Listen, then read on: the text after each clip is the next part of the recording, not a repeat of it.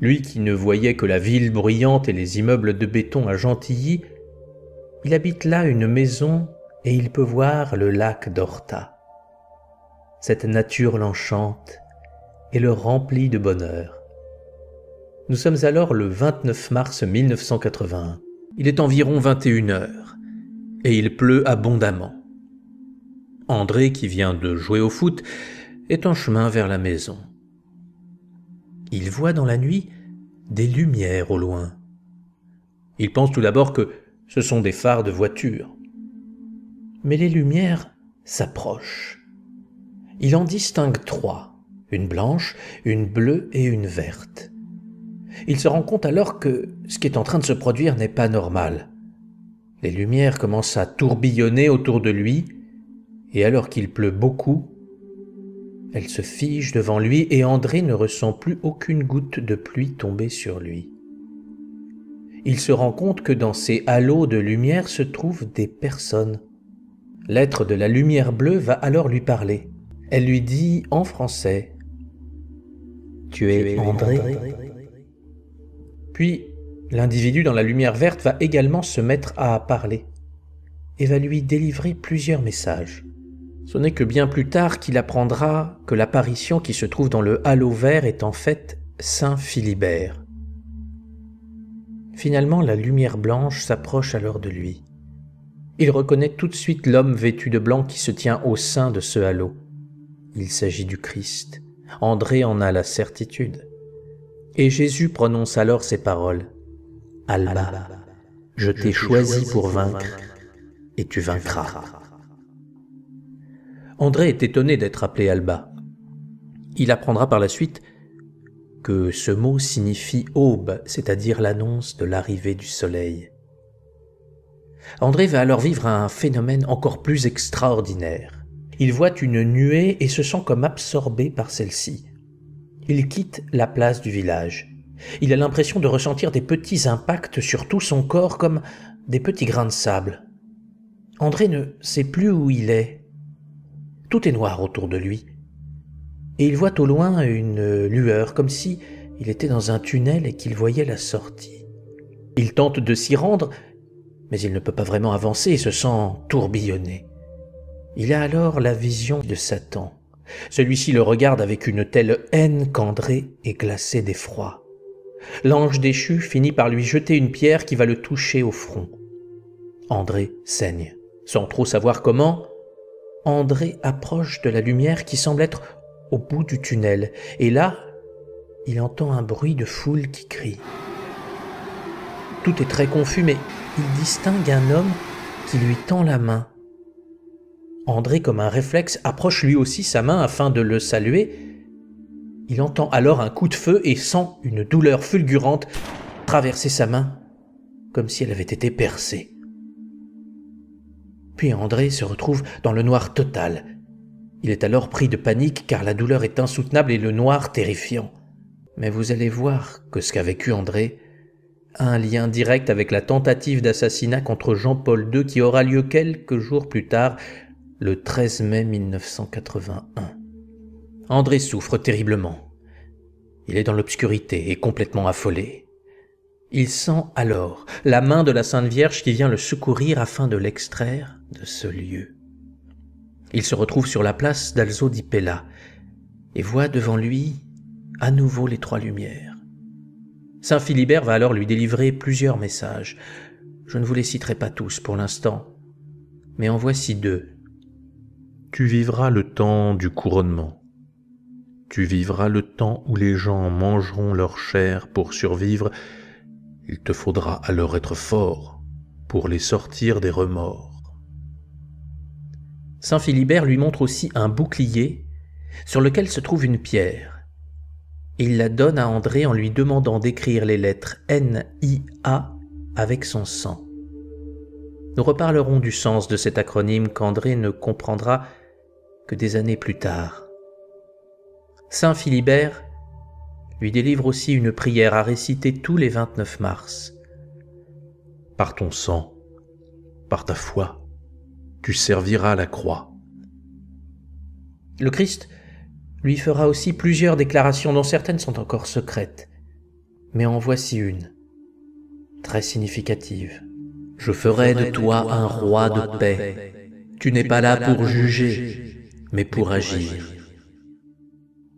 À ce moment-là, Jésus met sa main sur le visage d'André et son front qui saignait ne lui fait plus mal et cicatrise instantanément. Grâce à une puissante lumière qui jaillit de la main du Christ, celle-ci est tellement forte qu'André est totalement aveuglé. Il ferme les yeux et a la vision de son visage couronné qui se reflète sur la Sainte Vierge. Et elle lui dit : « Un jour, on te mettra sur une croix, et de cette croix, tu en redescendras. Tu iras te mettre sur la droite de mon Fils, qui se trouve à la droite de son Père. » Le Christ va alors disparaître, ainsi que saint Philibert. Et la Sainte Vierge va foncer sur le mur d'une des maisons de la place. André se retrouve là, tout seul, complètement abasourdi par ce qu'il vient de vivre. Et il voit clairement sur le mur l'image de la Sainte Vierge avec son visage couronné incrusté dans cette représentation. Il est à l'envers. Là, vous pouvez peut-être mieux le voir.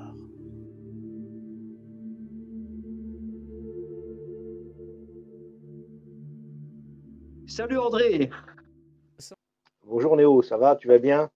Ah ben oui, écoute, c'est vraiment un plaisir de t'avoir sur ma chaîne. La dernière fois qu'on s'était vu, c'était, il me semble, à la fête du pays réel à Paris, c'est ça? C'est exact, à Rungis de souvenir, hein. À Rungis, voilà. Bah, Ah écoute, oui, c'est l'enfant réciproque. du Alzo Di Pella, il est en face de moi là, c'est quelque chose quand même. Donc, je suis effectivement l'enfant d'Alzo Di Pella, et ça, personne ne peut prouver le contraire, puisque c'est moi l'enfant, le petit Français qui était le 29 mars 1981 à Alzo Di Pella. J'étais présent avec mes parents, j'avais une douzaine d'années, et quand j'ai vécu les apparitions d'Alzo Di Pella, il y avait environ 5000 personnes qui venaient chaque jour. Ça, il faut le savoir quand même. Après que la photo d'Alzo Di Pella a été partagée par la presse italienne, là où on pouvait voir effectivement la Sainte Vierge dans le mur, où on pouvait voir l'image du petit garçon que j'étais au moment de l'apparition, mais surtout le visage de Jean-Paul II, alors que l'attentat n'avait pas eu lieu encore. Parce que je rappelle encore quand même, nous étions le 29 mars 1981 et l'attentat avait eu lieu, enfin a eu lieu un mois et demi après, le 13 mai 1981. Donc ça, c'est énigmatique parce que tous les gens qui sont venus, les spécialistes qui sont venus sur place, n'arrivaient pas à comprendre comment mon visage pouvait apparaître. Et c'est là que j'ai expliqué au grand de ce monde, puisque dans un premier temps, je ne me suis pas adressé directement au public, puisque tu comprends très bien que quand on vit un événement comme ça et qu'on a une dizaine d'années, on ne va pas le crier comme ça sur les toits. Déjà, j'étais empêché de le crier sur les toits. Moi, le lendemain, je l'ai dit au curé qui a bien compris, qui a fait le nécessaire, qui a transmis au diocèse de Novara. Et là, d'un seul coup, silence radio. Voilà. On empêchait les gens de venir alors qu'il y avait plus de 5000 personnes qui sont venues dans les premiers temps à Alzo Di Pella. Ouais, c'était un gros pèlerinage, hein, c'est incroyable. En quelques jours, ça s'est fait. À partir du moment où l'image dans le mur est apparue, l'image qui a été partagée, cette fameuse image en noir et blanc, lorsqu'on connaît les détails et qu'on commence à les observer, et là on comprend exactement le pourquoi du comment. Pourquoi j'étais là sur place à ce moment-là et pourquoi j'ai vécu ça. Voilà. En ce qui concerne la deuxième partie, pourquoi on m'appelle le grand monarque, pourquoi on peut m'attribuer effectivement ce titre-là. Tu sais, moi, je ne revendique rien du tout. J'ai été clair avec les gens. C'est lors de ma rencontre en 1988 avec le marquis de la Franquerie, Monsieur André de Lesage. Le marquis de la Franquerie, c'est lui qui a écrit La mission divine de la France, où il explique toute l'histoire de France et il est là. Voilà. Donc Exactement. Donc, tu disais, André? c'est lors de ma rencontre avec le marquis de la Franquerie, Monsieur Lesage, c'est lui qui, pour la première fois, m'a évoqué le mot grand monarque.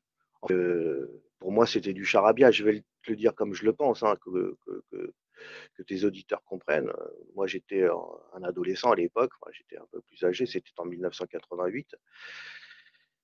Et je découvrais, issu de ma banlieue, un monsieur avec une classe exceptionnelle, avec ses petites moustaches, très sympathique. Mais quand il parlait, il fallait l'écouter, hein. Il n'était pas question de détourner le visage de son regard. Et c'est lui qui m'a évoqué à un moment cette prophétie attendue par la France dans un futur. Et ce futur, nous sommes en train de le vivre. Et là, c'est sans arrogance, sans prétention que je suis en train de le dire, puisque au moment où nous étions en train de discuter, c'est là que j'ai détourné mon visage et qu'il a compris que j'étais pas du tout intéressé. Et il m'a pris par la main et il m'a dit, vous savez, André, vous connaissez beaucoup de personnes qui ont vécu une apparition. Est-ce que vous connaissez beaucoup d'enfants, puisqu'il s'agit d'un enfant, puisque Marie-Julie Gianni disait, ô enfant miracle, puisque c'est elle qui le cite, hein, ô enfant miracle, ô enfant roi. Donc ça s'adresse à un enfant. Et là, je vais stopper toute personne, puisque si on ne connaît pas les prophéties de Marie-Julie Gianni, du moins la plus importante, celui qui est attendu est un enfant miracle. Il n'est pas question qu'il soit descendant d'une famille X ou Y, hein, ni Orléans, ni Bourbon. C'est bien un enfant miracle. Donc il me dit les mots suivants. Il me dit, on n'attend ni un Bourbon, ni un Orléanais, et ni un Bonaparte. On attend un enfant miracle. Vous en connaissez beaucoup, André, des gens comme ça? Et moi, je lui dis non. Et là, il me dit, à part vous. Et j'ai rigolé à ce moment-là. Je lui ai dit, mais monsieur le sage, puisque moi je l'appelais monsieur le sage, mais monsieur le sage, de quoi parlez-vous? Il m'a dit, mais est-ce que vous connaissez votre descendance? Alors moi, je suis né à Paris 14e, mes parents sont nés à Tarente, ils sont issus d'une grande famille, hein, de deux grandes familles, puisque ma mère est une Et Saint-Germain. Tarente, c'est dans les Pouilles, hein. C'est dans le sud de l'Italie, hein, Exactement. pour expliquer un petit peu à nos auditeurs. Voilà, lorsqu'on connaît les prophéties du grand monarque, c'est Saint Catalde, évêque de Tarente, qui va pour le premier la citer. Il s'adresse à la France et pas à l'Italie. Il s'adresse à la France et il dit, viendra de cette branche coupée le dernier des lys. Or, tu connais très bien l'emblème de la France, enfin du moins ce qui représente les rois, c'est le lys. Il ne s'adresse pas du tout à l'Italie. Alors en ce qui me concerne, ben, c'est ce qu'évoquait monsieur le sage. Il me dit à ce moment-là, tu sais André, moi j'en connais pas beaucoup d'enfants miraculeux comme toi. Puisque là, il évoque le 23 septembre 1968. J'avais 7 mois quand je suis hospitalisé à l'hôpital de Necker. Je fais une méningite bactérienne. Je suis considéré comme mort. Et le professeur qui était présent m'avait quasiment endeuillé, quoi. En fait, il avait même dit à mes parents, il ne passera pas la nuit. Or, tout le monde sait, du moins les gens qui connaissent Padre Pio, l'histoire de Padre Pio. Padre Pio est mort le 23 septembre 1968, le jour où j'ai été hospitalisé. Et lorsqu'on connaît l'histoire de Padre Pio, elle est très très importante parce que c'est un détail et c'est là qu'on se rend compte de la synchronicité des choses. Padre Pio a adressé une lettre à la France qui a été ouverte en 1972 où il dit Dieu révélera un secret à la France. Voilà. D'ailleurs, je te dis une chose et je te fais une confidence et je la fais une confidence. Alors regarde, il est là, hein, Padre Pio. Je l'ai mis, je sais que tu aimes bien, hein. Il est là. Ben, moi aussi, j'aime bien, hein, surtout en tant qu'Italien. Voilà. Alors, tu vois, il y a quelque chose, et là, je viens de le vivre il y a quelques jours de ça. J'ai été reçu par un évêque traditionnaliste, hein, puisque souvent on me dit oui, André n'est pas un traditionnaliste. C'est totalement faux. J'ai été reçu par un évêque traditionnaliste dans le sud de la France euh, qui m'a fait une confidence en fait. Il me l'avait déjà dit il y a 2 ans et je me suis déplacé exprès dans le sud de la France. Il a en sa possession la mitaine de Padre Pio et le mouchoir où il a versé ses larmes de sa dernière messe. Et tu vois comme quoi la synchronicité et le Seigneur là-haut a voulu que je me déplace à cet endroit pour qu'il me les montre. Je les ai embrassés, je les ai regardés dans leur reliquaire.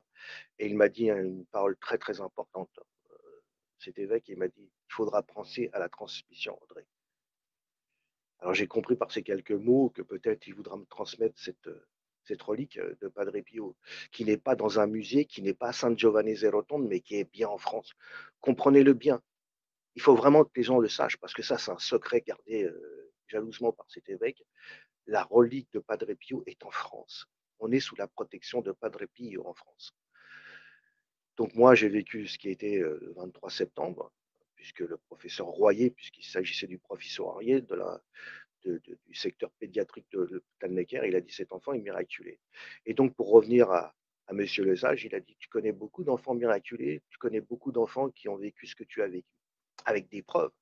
Parce que lui avait pris possession des images d'Alzo Di Pella, celles que tu vas partager, où on voit cet enfant au moment où j'étais enfant à cette époque-là, avec une couronne sur la tête.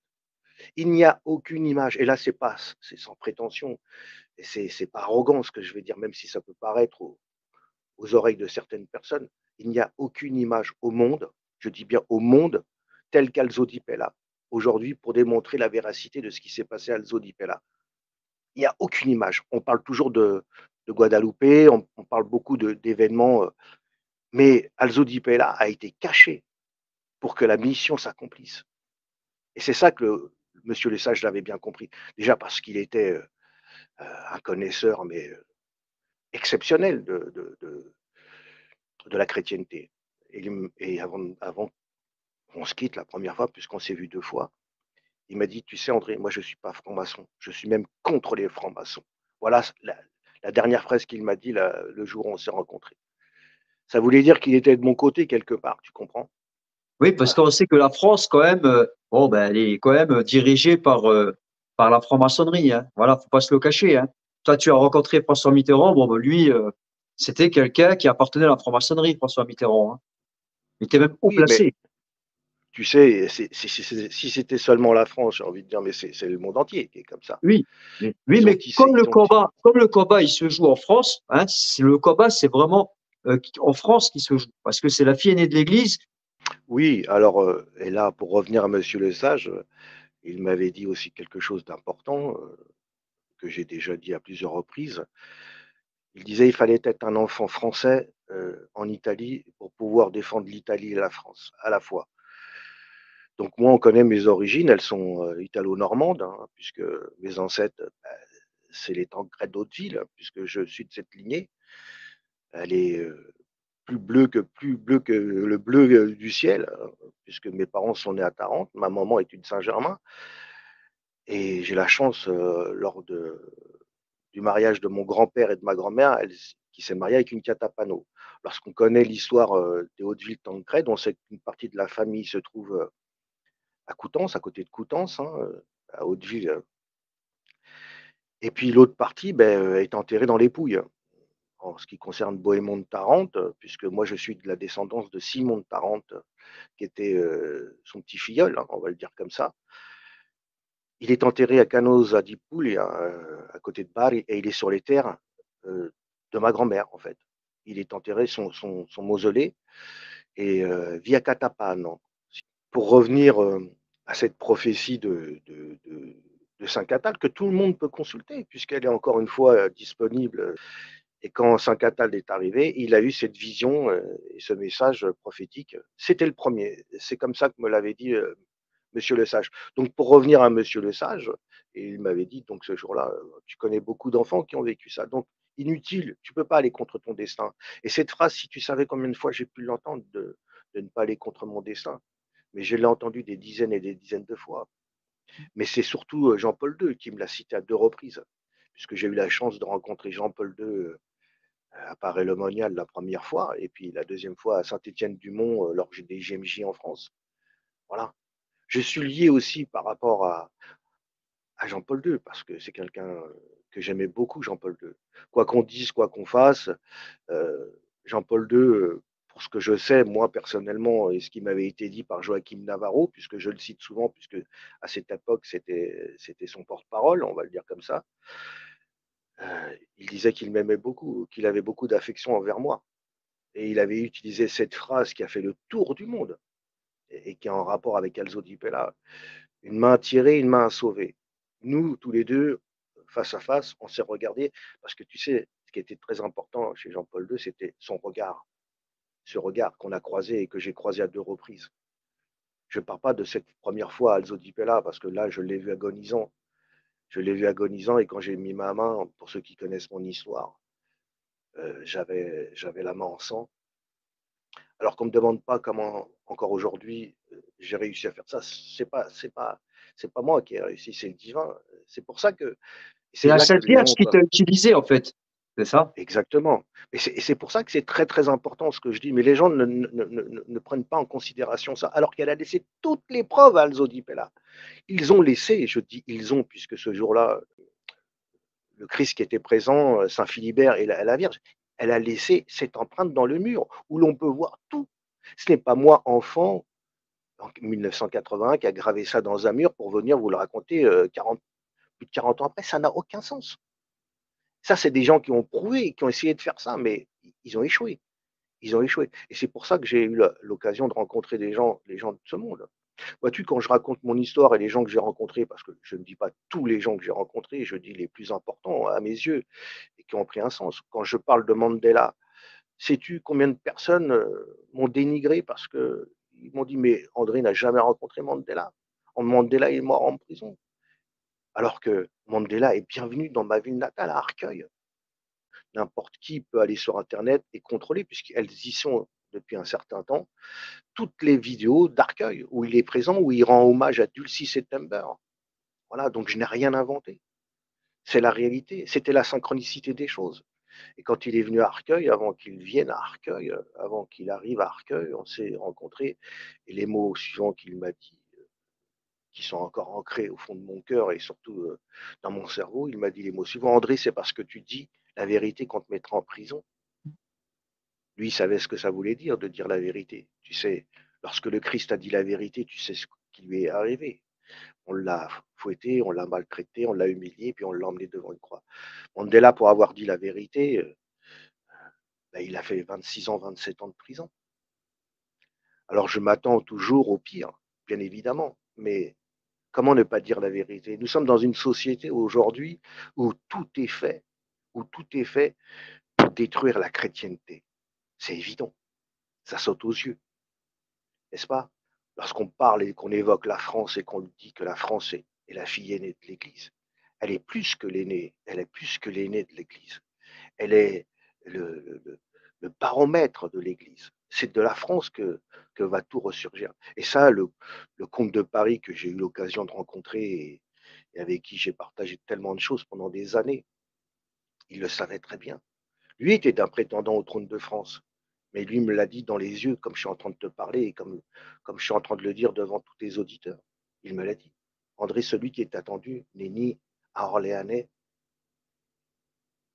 ni un Bourbon.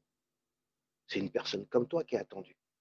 C'est quelqu'un qui a été touché par la grâce divine. Moi, j'ai senti la main du Christ me toucher quand je pissais le sang. Cette cicatrice qui m'a été faite là sur le... J'ai reçu une forme d'onction divine. Dieu est présent.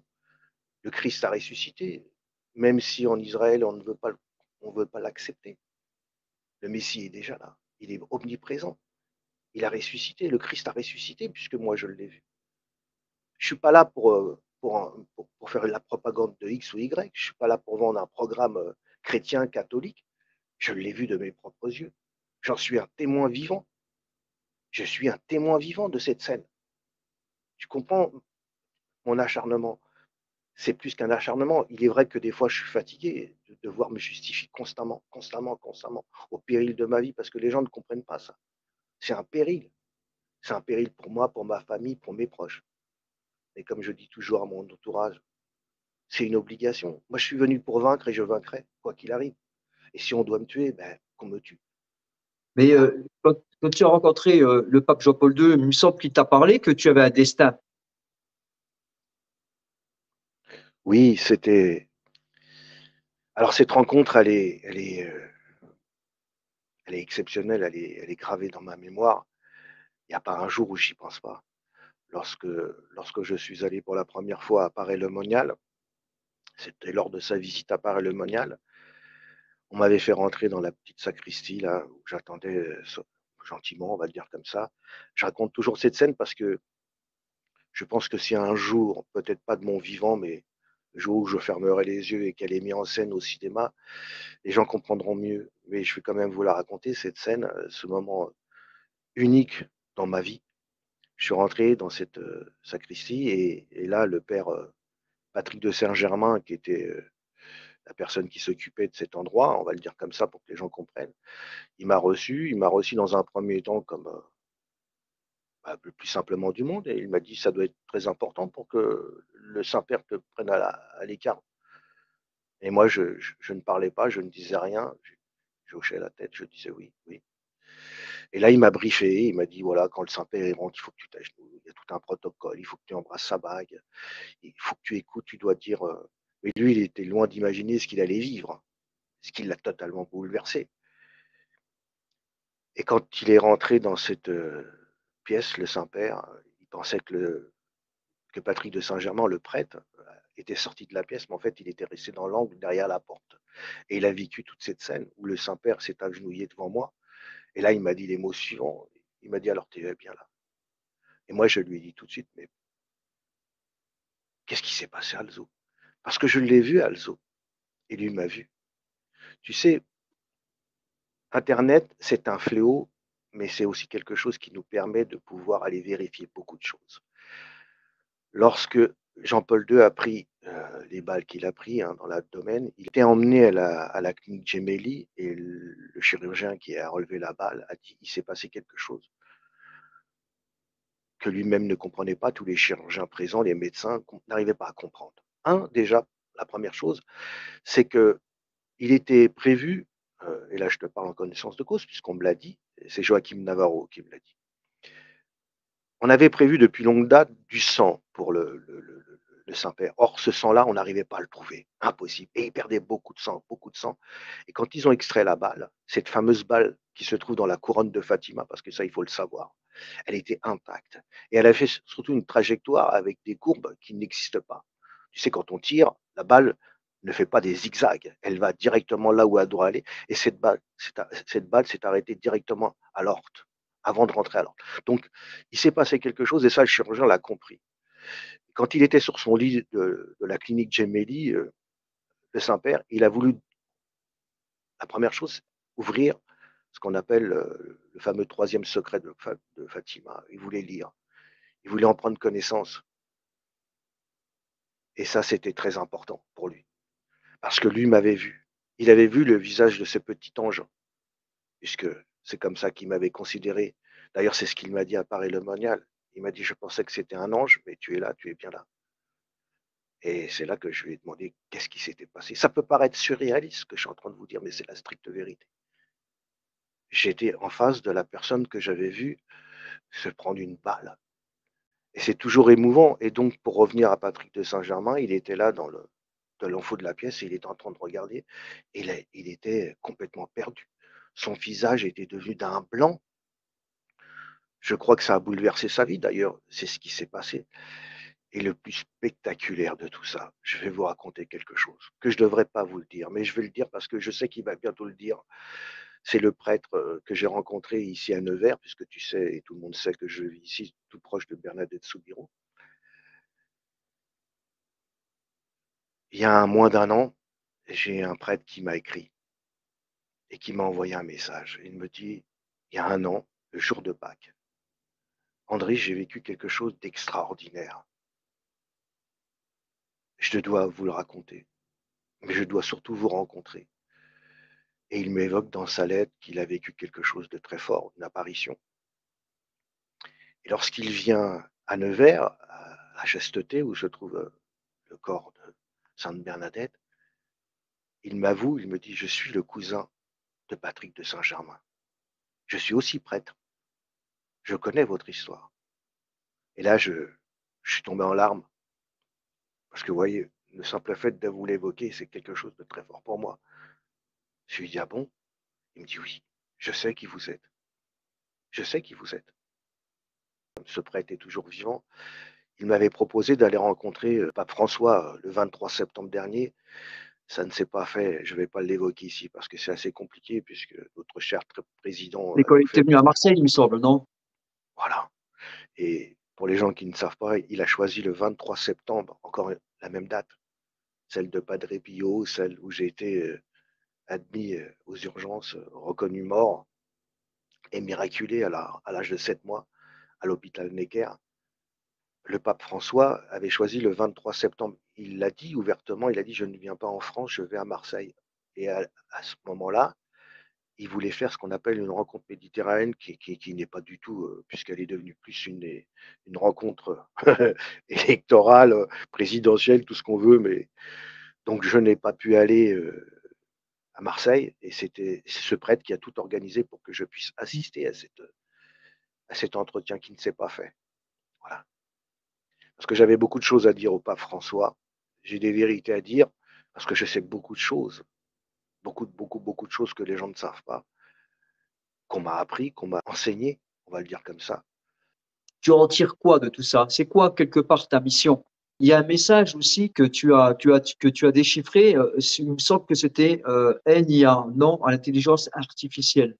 Oui, alors, bah, ça fait partie de ce qui s'est passé à Alzo Di Pella, puisque à un moment, il m'a été demandé d'écrire sur une pierre blanche. J'avais la main immaculée de sang, 3 lettres, NIA. Donc je me suis exécuté, j'ai écrit NIA, ça a été posé sur un bouclier, puisque c'était Saint-Philibert qui tenait ce bouclier. Pendant des années, je cherchais à comprendre ce que voulait dire NIA. Là, je parle quand même de 1981. Je n'étais pas intéressé par la chrétienté, par la foi, par l'évangile. C'est au fil du temps que je suis devenu croyant, même si j'ai vécu ce que j'ai vécu. Et c'est là que j'ai découvert un passage où il est dit, à celui qui vaincra, je lui remettrai une pierre blanche sur laquelle est inscrit un mot nouveau que personne ne connaît, que seulement celui qui l'écrit. Or, pendant des années, j'ai cherché à comprendre ce que signifiait ce mot. Je pensais que c'était un nom, une adresse, un lieu, un pays. Et c'est lors de ma rencontre en 2004 avec Monsieur Hawkins à Dublin que j'ai compris que ça voulait dire non à l'intelligence artificielle. Eh ben, on y est, C'est à ce moment-là. on y est là, on est en pleine intelligence artificielle actuellement. Tu vois que l'intelligence Exactement. Donc, artificielle maintenant, on la rencontre partout, hein. Elle mais est sur nos téléphones, elle est à la télé, elle est, dans les médias, elle est, au parlement, elle est partout cette intelligence artificielle. Tu sais même pas le vrai du faux aujourd'hui. oui, non, mais le message quand même d'Alzo était très important. Ça le signifiait une chose très importante, parce qu'il faut comprendre comment ça s'est passé. Non seulement on m'a demandé d'inscrire ça, mais le Christ, après avoir posé sa main sur mon visage et m'avoir cicatrisé, puisque je perdais du sang, il m'a remis une pierre, une autre pierre dans ma main, celle qui m'a touché justement le visage. Cette pierre, j'en suis toujours en possession. Elle a été ouverte, contrôlée.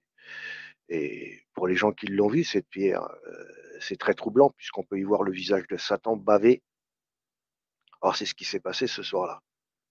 Le Christ était devant tout le monde. Quand je dis tout le monde, parce que derrière lui, il y avait un personnage qui remplissait un verre et qu'il faisait déborder, et Satan était en embuscade. Et là, je réponds à tous les gens qui disent que Satan n'existe pas. Détrompez-vous, il est là et il est bien présent. Et il a vu ce petit garçon que j'étais, innocent, qui se trouvait dans une situation qui le dépassait, et il n'a pas hésité une seule seconde à me jeter une pierre pour que je ne puisse pas mettre ma main dans ce trou de lumière. Ça, je n'ai pas oublié. Vois-tu, j'ai tout pardonné dans ma vie. Tout. Je pardonne à tous les gens qui me font du mal. Mais le seul à qui je ne pardonne pas, c'est à lui. Tu Et as je tu as sais qu'un jour, tu as senti cette stupeur dans son, cette lueur dans ses yeux je veux elle dire, est cette malice, indescriptible. c'est est-ce que tu l'as vu, est-ce que tu as pu voir ses yeux? Bien sûr que je les ai vus, je les ai affrontés. Je les ai affrontés et c'est ça qu'il n'a pas supporté. Et c'est pour ça qu'il m'a jeté ce caillou, il m'a fracturé le front. Parce qu'il savait que, de toute manière, j'allais avancer, j'allais aller jusqu'à ce point de lumière. Parce que moi, dans mon imaginaire d'enfant, à ce moment-là, je pensais que cette lumière au bout, c'était la sortie. Mais quand je suis arrivé devant ce point de lumière, c'est là que j'ai vu la main du Saint-Père. Elle était agonisante, c'était là que j'entendais tous ces bruits de foule, comme je le raconte à chaque fois quand je raconte mon histoire. Et quand j'ai mis ma main, ben, c'est à ce moment-là que j'ai ressenti cette détonation, enfin ce bruit dans ma main, ce choc. C'était la balle en fait.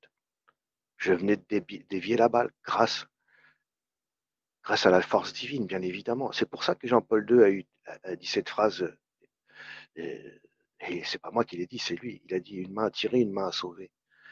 Il a parlé de la Sainte Mère. Mais lui et moi, nous savions que nous avions été face à cet événement. C'est pour ça qu'il a voulu me rencontrer. Il a dit, je veux Ah bah, bien rencontrer sûr, cet oui. enfant. Il n'y a pas de hasard. C'est une synchronicité. Il faut que les gens comprennent tout ça. D'ailleurs, avant que Mandela vienne à Paris, un an auparavant, il a été voir Mandela. Mandela a été voir Jean-Paul II à Rome. Ils se sont rencontrés. Voilà. Mais tous ces grands savaient très bien ce que je représentais, ce que je représente encore aujourd'hui. Moi, je représente l'espoir. Moi, je suis nourri d'amour. Moi, je sais, Évidemment que c'est l'amour qui sauvera l'humanité. Ce ne sont pas les guerres. Les guerres, elles ne sont là que pour fracturer les gens, pour les diviser. Et je sais qu'on se dirige tous ensemble vers cette délivrance finale. Elle est palpable, plus que jamais. Il y a 40 ans, elle n'était pas palpable autant qu'aujourd'hui. Je sais qu'on arrive à ce terme. Je sais que les gens vont s'éveiller aux quatre coins de l'humanité, mais tout partira de la France.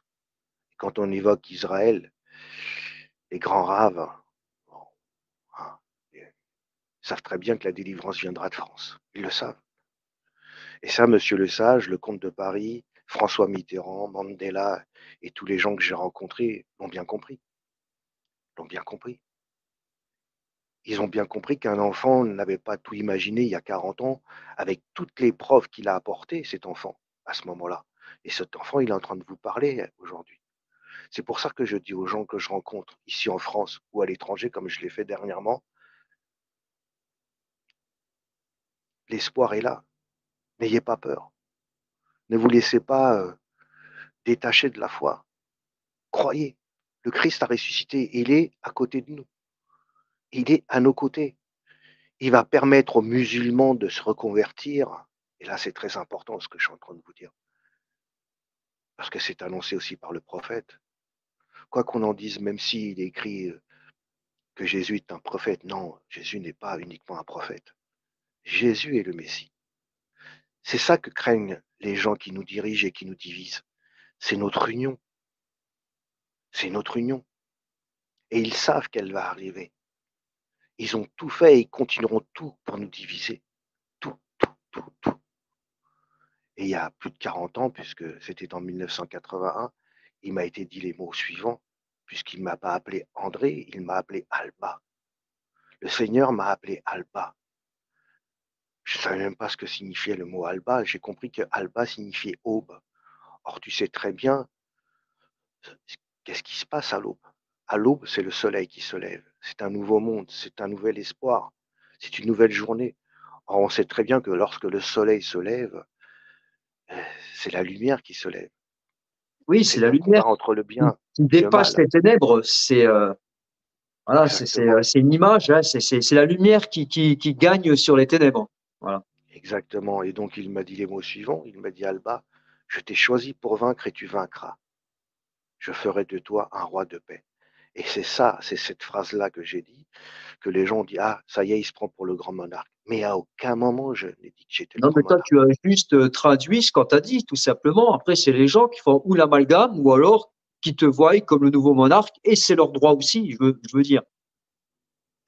Oui, mais il faut pas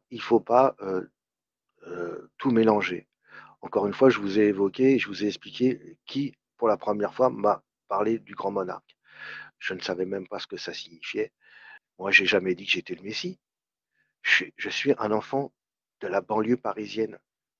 Je suis né au Tu es milieu un d'une enfant étable. de la banlieue parisienne que le Seigneur a choisi pour une mission bien précise, défendre plus ou moins le monde de l'intelligence artificielle et de conduire le peuple de nouveau vers les églises, vers les hôtels et vers le Seigneur. Oui, mais je fais une précision parce que tu viens de dire quelque chose de très important. Et là, je le dis jamais, mais je suis obligé de le dire parce que tu viens de le dire et je ne peux pas le laisser. Je ne pourrais pas arrêter l'intelligence artificielle. C'est impossible. Au jour d'aujourd'hui, je n'ai pas la capacité. La seule chose que je peux faire, et j'en suis pas convaincu, mais c'est comme ça que je vois les choses, je pourrais que la retarder. C'est de là que naîtra celui qui commence par A, tu vois ce que je veux dire. Je ne veux pas citer ce Ben nom-là oui, parce que oui, c'est un peu ça quelque part. Il y a eu déjà des films qui ont déjà fait cette comparaison où cette intelligence artificielle devient tellement proéminente dans le monde que quelque part c'est l'antéchrist qui s'en sert. Voilà, pour combattre, on va dire, pour combattre Dieu sur terre.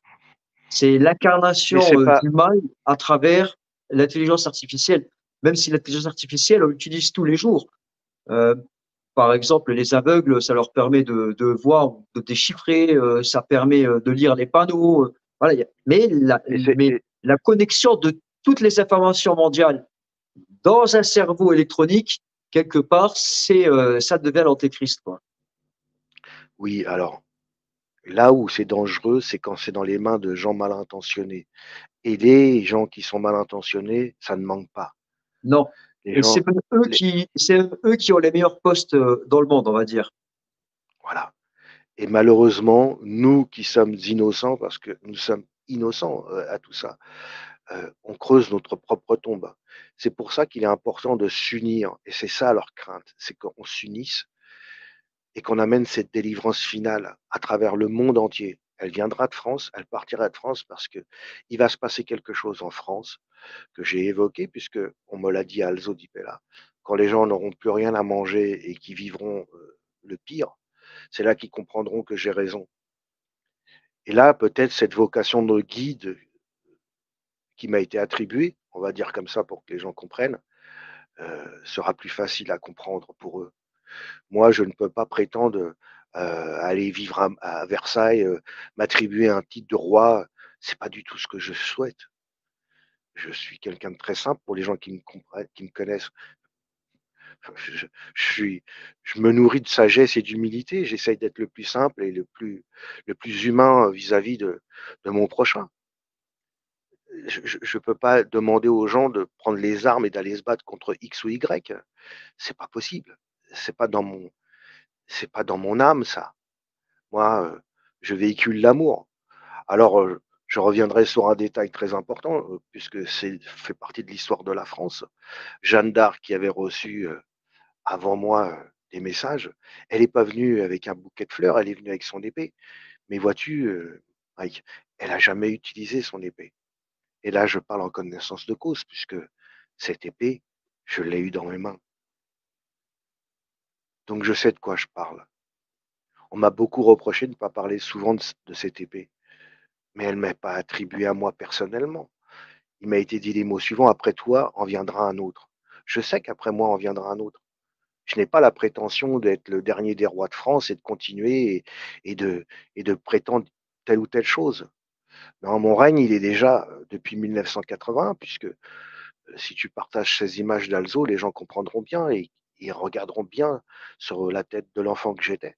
Il m'a été déjà posé la couronne. Le Christ m'a posé la couronne sur la tête. Et vois-tu, lorsqu'on regarde bien cette couronne et qu'on l'analyse, on se rend compte que c'est la couronne du roi David. C'est pas n'importe quelle couronne. C'est pas la couronne du bijoutier du coin de la rue ou d'un site de vente en ligne. Ce sont les photos de la presse italienne de 1980 lorsqu'ils ont fait les photos du mur d'Alzo di Pella. C'est ça qu'il faut comprendre. C'est très important de comprendre ça. Parce que c'est le mécanisme et la synchronicité de tous les événements qui vont arriver par la suite. Tu évoquais tout à l'heure l'intelligence artificielle, bien sûr qu'on la vit. Mais il y a 40 ans, quand on évoquait l'intelligence artificielle, ça n'avait pas de sens. Ça avait peut-être de la sens pour ceux qui travaillaient dans des programmes cachés dans les gouvernements comme aux États-Unis. Aujourd'hui, on en a pris connaissance. Mais tu vois, tout ce que j'ai évoqué il y a quelques années et qui aujourd'hui prennent tout leur sens, par exemple, les grands professionnels, ceux qui ont, ces dernières années, ont fait le maximum pour que l'intelligence artificielle prenne son départ, on va dire comme ça, sur Google, sur toutes les grandes plateformes, ils ont démissionné. La plupart ont démissionné parce qu'ils ont compris qu'ils avaient ouvert une porte qui est maléfique. Une sorte de portail. Bien sûr, ils savent qu'on ne peut plus faire marche arrière. Et on ne pourra plus faire marche arrière. Sauf si, bien sûr, on revient à l'âge de pierre. Si demain, il n'y a plus de satellites, il n'y a plus d'Internet, bah là, le problème sera réglé. C'est prévu dans le plan aussi. Hein. Et là, Mais c'est si tu un... regardes bien un petit peu, ils nous l'ont montré dans les années 2000. Hein. Par exemple, quand on regarde un peu le film Matrix, on voit que c'est l'intelligence artificielle qui prend le contrôle de l'humanité. Et pareil dans les films de Terminator, hein, où on voit que dans un futur pas si lointain, c'est les cyborgs, mais enfin, c'est l'intelligence artificielle qui gère le monde. Voilà. Et l'homme, il est esclave de ça. Oui, et ça, les gens s'en rendent pas compte parce qu'on dit toujours, ah oui, mais ça sera plus tard. Alors on devient égoïste quand on parle comme ça. On dit, bah, c'est pas nous, ça sera les générations après qui seront habituées à voir ça. Et donc, on inculque déjà aux gens, puisque qui n'a pas vu sur les plateformes YouTube où on parle déjà de mettre à des enfants qui vont naître des puces dans le cerveau pour qu'ils puissent s'habituer. Hein, on va pas revenir sur ce qu'avait dit Monsieur Laurent, hein, docteur Laurent, Alexandre Laurent, parce que ça c'est complètement irréel, mais pourtant tellement réel. Et c'est ça qui fait peur. C'est que si nous ne bougeons pas aujourd'hui, ce sont les générations après, nos enfants, les enfants de nos enfants qui vont subir. Vois-tu, je vais te faire une comparaison pour que les gens comprennent ce que je veux dire. S'il n'y avait pas eu des Jean Moulin, on serait tous blonds aux yeux bleus aujourd'hui. Tu comprends ce que je veux dire? Il faut toujours qu'il y ait un moment dans l'histoire de l'humanité des gens qui se lèvent. On les appelle les leaderships, les meneurs, tout ce que tu veux. C'est pas une forme de sauveur, c'est tout simplement, il y a des gens qui comprennent mieux que les autres et qui vont les mener vers un combat parce que la victoire doit avoir lieu. Aujourd'hui, on doit se battre contre ce système de manipulation d'intelligence artificielle. C'est pour le besoin de l'humanité, pour nos enfants, on se bat. Si on reste immobile, inerte et on ne fait rien, le futur sera chaotique pour eux. Et ils vivront ce que nous avons vu dans les films, comme tu le citais il y a quelques instants, des 2000. On nous a préparés. Et moi, en 1980, le message qui a été passé, il était pour aujourd'hui. Aujourd'hui, il prend tout son sens. Mais les gens qui m'ont écouté à cette époque, eux l'avaient bien compris, puisqu'ils étaient déjà avaient pris connaissance de beaucoup de choses.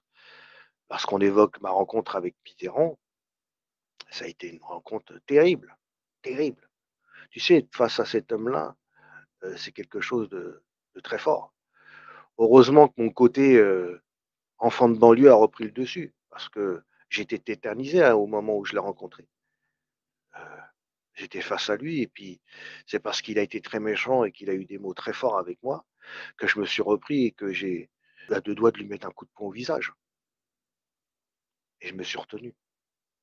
Tu vois, quand tu as rencontré le président Mitterrand, lui, il t'a tout de suite jugé et il comprenait pas que Dieu a choisi toi. Ah, ça, il avait du mal à comprendre. Alors, pour la rencontre, encore une fois, et les gens doivent comprendre la synchronicité de cette rencontre. C'est lorsque le pape a demandé à préparer un aumonial que je sois pris en charge. Moi, je voulais pas être pris en charge par personne. J'étais très bien chez moi, je vivais à Gentilly, j'avais mes amis, ma famille, mes parents, tous les gens qui m'entouraient. Et puis pour moi, ce futur, cette date de 2020 était loin dans ma tête. Il a voulu absolument que je sois pris en charge et c'est Joachim Navarro qui m'a permis de rencontrer le comte de Paris. Je savais même pas qui était le comte de Paris. J'ai rencontré un monsieur dont je ne connaissais même pas l'existence. D'ailleurs, je dis toujours que pour moi, cette rencontre devait durer à peine une minute, 2 minutes, allez, maximum 10 minutes, et elle a duré 10 ans. 10 ans à l'insu de sa famille et des gens qui le connaissaient. Il faut le savoir, ça. Et quand tu me parles d'histoire de France, mais lui me l'a répété des centaines de fois, l'histoire de France, il la connaissait très bien. C'est pour ça qu'à ce moment-là, lors d'une discussion, il m'a dit, je vais vous laisser, puisque vous voyez. Il n'y a qu'une fois qu'il m'a tutoyé, quand il était en colère. Il m'a laissé une fortune qui a été dérobée par un banquier dont je ne vais pas citer le nom parce que je sais que si j'ai tous les problèmes que j'ai aujourd'hui, c'est à cause de cette famille. Et avec cette Voilà. fortune, normalement, tu étais censé quelque part lutter plus efficacement contre l'IA et contre le retour Bah, j'étais des surtout, Français dans la chrétienté. c'est surtout que le comte, à un moment, historiquement, lorsqu'il côtoyait le général de Gaulle, il s'était mis dans la tête qu'il pouvait de nouveau régner, réinstaurer la monarchie en France. Et il s'est rendu compte en fait que le général de Gaulle, si avec ses belles paroles, voulait garder quand même la France sous la tutelle de la République. Même si le général de Gaulle disait toujours il faut un roi en France, il faut un roi en France, mais les Français ne sont pas encore prêts. Et il avait raison, les Français n'étaient pas encore prêts. C'est ça. Mais le temps donnera raison au comte de Paris. Le comte, lui, il savait que les Français devaient devaient retrouver leur souveraineté. Aujourd'hui, plus que jamais. Mais il savait aussi que ça ne pouvait pas être ni un Orléanais, avec tout le respect que j'ai pour ses descendants, et même pour les Bourbons. Vois-tu, des fois, on me compare je vais le citer, à Louis XX, mais on peut pas me comparer à Louis XX. Louis XX, c'est Louis XX, hein. Il a son passé, il a une partie de sa famille qui est peut-être une bonne famille, puis une autre partie qui n'est pas forcément celle de son grand-père Franco. Est-ce que tu l'as déjà rencontré, Louis Vat? Non, je l'ai jamais rencontré, et j'aimerais le rencontrer. Tu sais, je parle couramment espagnol, donc ça me fait pas peur. Eh ben, écoute, l'appel est lancé, hein. Si, Louis Vat, Voilà. vous nous écoutez, voilà, André de Biase, J'ai il aimerait bien vous j'ai rencontrer. failli et tu le sais quand il y a eu la rencontre, mais là-haut, tu vois? Et encore une fois, je vais te faire une précision, tu es concerné toi-même. Heu, le comte voulait pas que je rencontre, aucun de ses descendants. Et le dernier, ben, en date, c'est Jean d'Orléans, et j'aurais plein de choses à lui dire à Jean d'Orléans. La rencontre ne s'est pas faite, et figure-toi que quand on devait aller au Mont-Saint-Michel, il y était, Jean d'Orléans au Mont-Saint-Michel. On aurait pu le rencontrer, mais il voulait pas, et il me l'a toujours dit. Et oui, parce Il m'a dit: que nous, normalement, on aurait dû se voir pour le millénaire, du Mont Saint-Michel, et on devait être, donc, toi, Jésus gilet jaune et moi-même. «Voilà», et donc était présent Jean d'Orléans, et je me souviens de cette parole du comte, puisque quand il m'évoquait sa famille, je le voyais toujours en colère, heu, après sa famille, et ça me peinait beaucoup parce que pour moi la famille c'est très important, et je lui avais dit, donc c'est ce jour-là qu'il s'est mis en colère. Il s'est mis très en colère à la suite, justement, de cette rencontre avec ces banquiers là qui étaient venus, chercher l'argent des rois de France. Je dis toujours l'argent des rois de France puisqu'il s'agissait de l'argent des rois de France. Il s'est mis en colère parce que je lui dis: «Mais, monsieur le comte, avec tout le respect que j'ai pour vous, mais imaginez qu'il vous arrive quelque chose». Heu et là il m'a dit, les mots suivants, il m'a dit: «Mais tu me prends pour un imbécile pour pas avoir pris mes dispositions». Et là moi je l'ai vu très en colère, et j'ai juste précisé: «Mais mettez-moi en contact avec vos enfants». Et là il m'a dit: «Il en est pas question». Et j'ai jamais redit quoi que ce soit. J'ai compris qu'il voulait pas. Et quand on évoque notre rencontre au Mont-Saint-Michel, bah, il était là, et j'ai pas pu le rencontrer parce que, bah, les événements ont voulu que je ne puisse pas aller au Mont-Saint-Michel. Voilà, il y a quelques jours, j'ai baptisé ma fille. J'avais pas eu l'occasion de baptiser ma fille, et j'avais dit à ma fille: «Tu verras, cette année, c'est une année un peu particulière». Elle m'a dit: «Pourquoi?» Je lui ai dit: «Parce que c'est une année record où les gens vont se faire baptiser, et tu en fais partie, et j'en suis très fier». Et statistiquement, il a été prouvé que cette année, plus que les autres années, il y avait un ressort, de personnes qui se faisaient baptiser, surtout adultes. Plus de Il y a un 7 000 retour à baptisés, hein. voilà, C'est ma une année fille et ma record, hein. belle-fille, et je peux aussi témoigner puisque, le baptême a eu lieu à l'église Saint-Étienne à Nevers, donc très bel endroit, tout près de la chasteté justement, où se trouve Sainte Bernadette, et dans les personnes qui étaient baptisées, il y avait des musulmans. Voilà. Donc c'est très, très important de préciser ça. Il faut garder la foi. C'est l'amour qui sauvera l'humanité. C'est le fait de nous aimer les uns les autres, puisque ça fait partie des commandements. C'est Est-ce ça que qui est est-ce très que tu as important. est-ce que tu as toujours une relation avec le Seigneur? Est-ce que ça arrive parfois que tu le sentes proche de toi? Je veux pas dire qu'il te C'est parle, mais, si, si, tu peux le dire, mais c'est constant. C'est constamment. J'ai Ces derniers temps plus que jamais, quand avant la veille avant que ma maman parte, c'est la Sainte Mère qui s'est adressée. Elle m'a fait comprendre qu'il fallait que je la laisse partir. Et moi je suppliais le Christ. Je lui demandais miséricorde, je lui demandais une grâce. Je lui dis: «Seigneur, je t'ai jamais rien demandé». Il est vrai que je lui ai jamais rien demandé. Je lui dis, mais il m'a fait comprendre que c'était pas possible, et je l'ai fait aussi pour ma sœur. Ma sœur est morte dans une agonie totale, elle était atteinte de 4 cancers foudroyants, tu penses que c'était dû, aux injections? très net. Là, je vous parle quand même en connaissance de cause puisque ma sœur était soignée dans un à l'hôpital Gustave-Roussy, voilà, pour être précis, centre de cancérologie en région parisienne. Et le cancérologue qui est venu dans sa chambre, j'étais présent. Lorsque ma sœur lui a demandé combien de temps il lui restait à vivre, en mois, en années, il lui a dit, vous voulez dire en jours? Et là, elle m'a regardé, et elle m'a dit, il dit n'importe quoi, en s'adressant à moi. Moi, j'ai rien dit, j'ai laissé parler le cancérologue. Et là, il m'a regardé, il a dit, vous êtes vaccinée, madame? Il a dit, ben, c'est les effets secondaires. Voilà les termes de ce cancérologue. Moi, je savais très bien que c'était les effets secondaires. Ma sœur avait un cancer des poumons, elle n'a jamais fumé de sa vie. Elle avait un cancer du foie, elle n'a jamais pris une goutte d'alcool. Elle avait une myocardie, elle avait une insuffisance rénale. En 4 mois de temps, ma sœur a fait 4 injections. C'est quoi tes prochaines destinations, tes projets? Est-ce qu'on peut venir te voir? Est-ce que tu vas à une conférence? Alors, tu sais, déjà, le simple fait de parler avec toi, c'est exceptionnel parce que ça va faire presque 2 ans que je ne parle plus. À part Donc, je suis exceptionnellement. privilégié. C'est vrai que je t'ai souvent demandé de faire un entretien avec toi et je te remercie de l'avoir accepté. Ben, je le fais, je vais être honnête avec toi parce que je sais que tu es une belle personne et que tu es représentatif de tout ce que je souhaite voir dans chaque Français, dans chaque être humain. Cette foi fervente, cette volonté de changer le monde. Voilà, c'est pour ça que je le fais avec toi. Sinon, la dernière émission que j'ai faite, c'était sur l'intelligence artificielle. Je ne vais plus sur les réseaux sociaux. Mon combat est en dehors des réseaux sociaux maintenant. Mon combat, si on peut le considérer comme un combat, c'est c'est de réunir un certain nombre de personnes pour pouvoir changer, et modifier tout ce qui nous opprime aujourd'hui. Je sais qu'on va y arriver. C'est qu'une question de temps. Malheureusement, souvent on dit on n'a pas beaucoup de temps. Ça, j'en suis conscient. La mission, c'est de rencontrer assez beaucoup et de belles personnes pour pouvoir changer ces choses-là. Moi, j'appelle pas à tuer, à massacrer ou à égorger, jamais de la vie.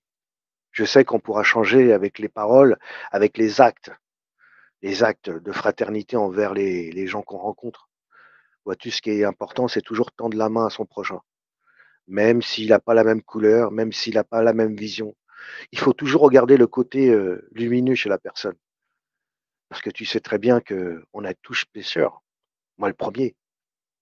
Donc, on ne peut pas jeter la pierre sur notre prochain. Lorsqu'on a vu ce que j'ai vu à Alzodipella, on ne peut pas revenir en arrière. C'est impossible. C'est pour ça que je dis toujours aux gens, je suis Et devenu croyant tu par peux la me force des décrire choses. Jésus? Est-ce que tu peux me le décrire? Tu l'as vu, Jésus? Tu peux me le Oui, décrire? Tu peux nous le décrire à nos auditeurs? Jésus n'a, la seule chose que je peux vous dire, il n'a pas les yeux bleus. Voilà. Et la Sainte Vierge? La Sainte Mère, la Sainte Mère est d'une beauté indescriptible.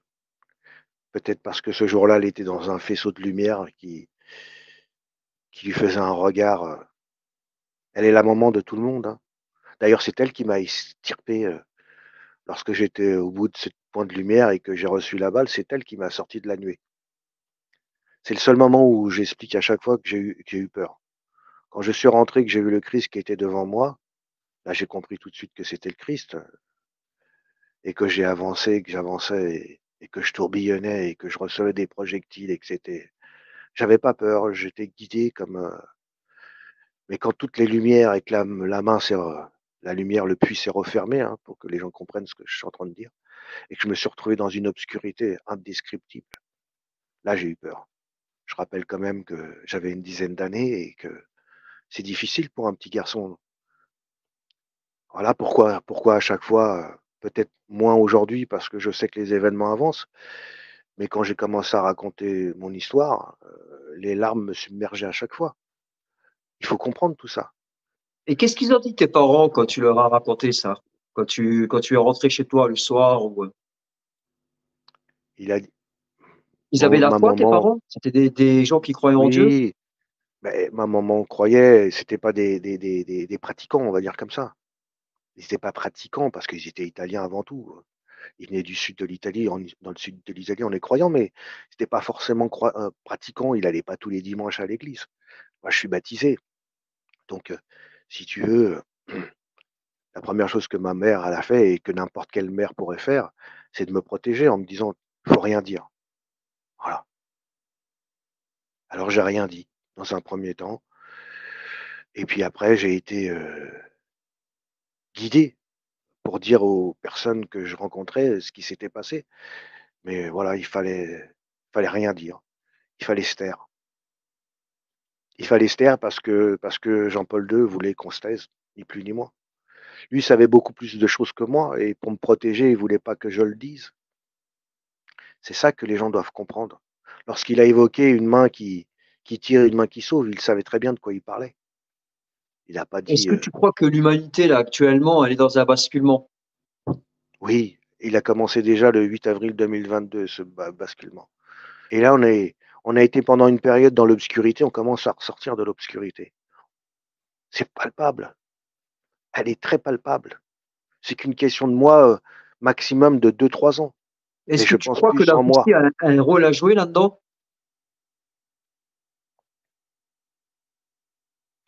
Vois-tu, il y a quelque chose que je me suis interdit depuis un certain temps, c'est de parler de politique ou de géopolitique. Ma mission n'est pas compatible avec ce genre de discussion. J'ai ma pensée, je sais, et j'ai pris connaissance, et là je l'ai déjà dit à plusieurs reprises, j'ai pris connaissance, puisque Joachim Navarro me l'a dit, j'ai pris connaissance de ce qui était le troisième secret de Fatima. Le vrai. Je peux pas vous l'évoquer, et c'est pas pour vous faire languir ou être méchant avec vous. Ça n'a rien à voir avec la Russie. Strictement rien à voir. Mais alors strictement rien à voir. Nous sommes tous responsables de ce que nous vivons et ce que nous faisons chaque jour. Ça, les gens, tant qu'ils ne le comprendront pas, si demain on accepte d'aller se battre, c'est parce qu'on nous donne l'ordre. Un Français qui se lève le matin n'a pas décidé d'aller se battre en Ukraine ou autre part. Je veux dire, dans la logique des choses, on ne sort pas de chez nous pour aller se battre. C'est parce qu'il y a des gens qui nous manipulent. Comprenez-le bien. Il y a des gens qui nous manipulent. Il y a des gens qui sont là pour régner, pour nous diviser. Hein. C'est ça la réalité des choses. Ils sont qu'une poignée, je le dis à chaque fois. Parce que moi, j'ai pris connaissance de choses avec des gens qui m'ont dit beaucoup de choses là-dessus. Et là, je ne parle pas des gens que tu peux rencontrer dans la rue, des gens que tu ne verras jamais, Mike. Jamais. Moi, j'ai assisté à des séances parce qu'on a essayé de m'entraîner là-dedans. Et j'en suis sorti. Parce que j'ai la foi, parce que je sais ce que j'ai vu à Alzo Di Pella. Et ça, même pour tout l'or du monde. Pour moi, je sais que le Christ, tout ce qu'il a dit à Alzo est véritable. Et la réalité. Et là, je vais préciser quelque chose que j'ai dit et qui fait partie des messages d'Alzo, puisqu'il y a 7 messages à Alzo. Il a dit: mon règne n'est pas ici, Alba, il est céleste. Donc n'attendez pas, s'il vous plaît, à ce que le Christ revienne sur terre. Il ne reviendra pas sur terre. Il est déjà dans chacun d'entre nous. C'est à nous de l'accepter. C'est à nous de nous unir. C'est à nous de nous aimer pour changer le monde. Il suffit pour ça de nous libérer de ceux qui nous emprisonnent aujourd'hui. Tu sais, j'ai pensé à ça hier soir. Mais j'ai toujours pensé à ça depuis que je suis enfant. Je me suis dit, j'imagine un jour, chaque personne en se levant, ils se mettent tous les mains jointes et ils prient.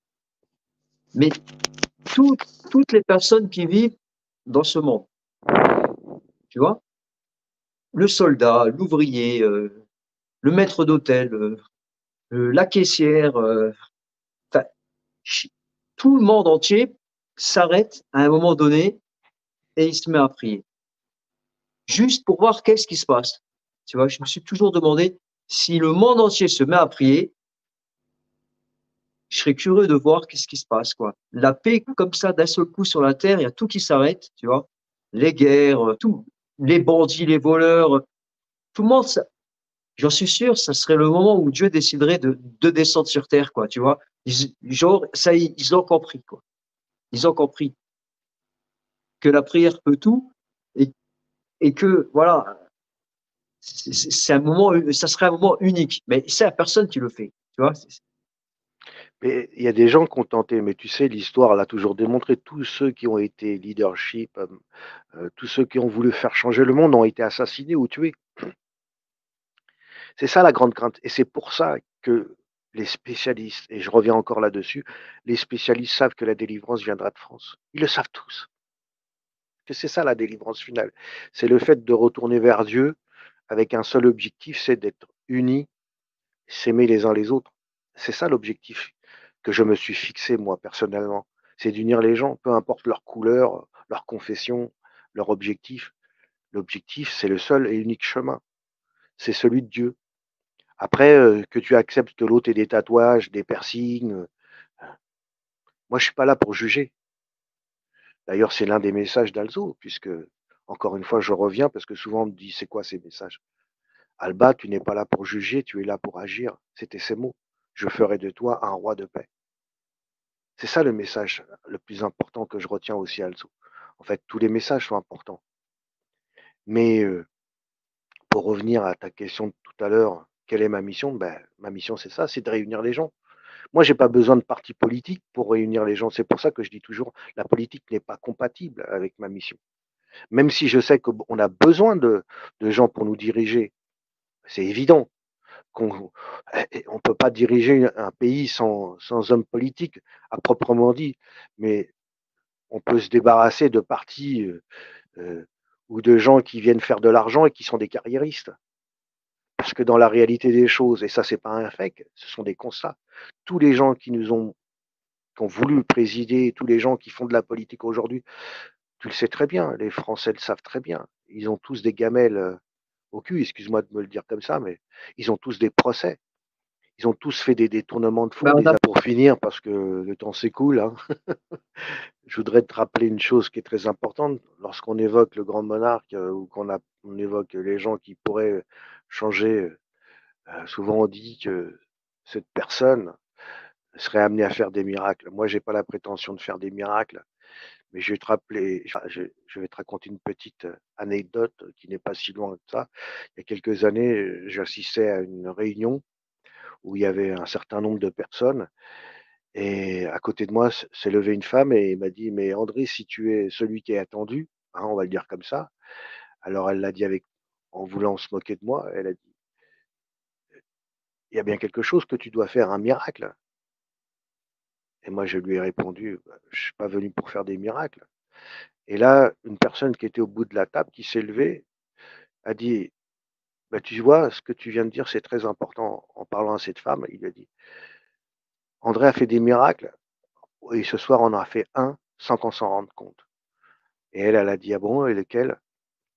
Et tout le monde s'est levé autour de cette table et tout le monde s'est élevé parce qu'il m'avait vu dans des vidéos, m'avait vu dans des conférences. En fait, j'avais réuni un certain nombre de personnes sans le vouloir et la plupart de ces gens, pour pas dire la totalité des gens, ne se connaissaient pas et ils étaient tous réunis autour de cette table parce que je les avais réunis indirectement et je me suis rendu compte, en fait, que j'avais fait un miracle sans le vouloir, sans vouloir le prétendre. Moi, les seuls miracles que je peux faire, c'est réunir les gens, d'une façon, le plus simple possible en parlant, en essayant d'évoquer notre futur.